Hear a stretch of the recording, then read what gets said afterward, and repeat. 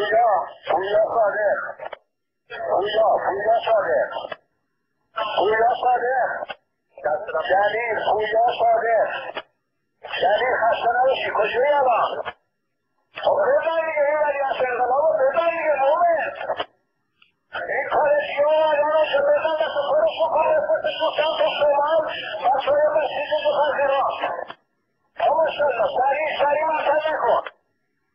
جلیل ولی از انقلاب رو بزن ولی از انقلاب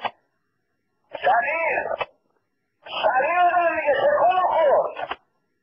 دست رو جمع نکنه میتونی به یادگاه خودتو برسونی صادق یادگاه ببین بزن دست رو پر کنو هر کنی که دسته یه صدا محمد صادق محمد جلیل صادق قیاس برو بالا به سمت شهر یه سپرش از سفری شهر اونا رو بزن دست رو پرش بکن آقا که یعنی سر سوال داره شیخ میگیره دا من شاد نمیشاست شهریزشی رو کن ولی از ارتباط صوت نمیدان احمد بگو چی احمد؟ بله خیلی انشالله خیلی تو فعلا بزنید آنه دست و پار کن اونا با من آقا یه هفتش دست میره زن اصلا اینا رو بزن جمعشن پیران کندا مثل همون یکی دو تا جمعشون کن از انقلاب به سمت پایین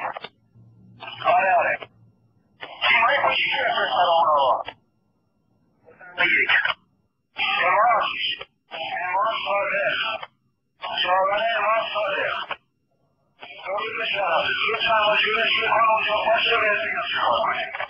سال دو سال دو انتظاره سال دو حکومت گذشتش و سریع امکان میشه آزادی میمنت حمله کردن به مقام آتش‌زنی هم خودروش رو تخریب کردن هم بخواد داخل بیاد بخواد خارج بشن به سمت بازده مشکل نبود سریع اقدام بشید مقام تقاضی رو انجام بدن سریع انتحال بدن محل راسل سریع انتحال بدن و زیاد برگردن در موقعیت‌های خودشون متحال باشن بسش عزیزان من بفرض کنن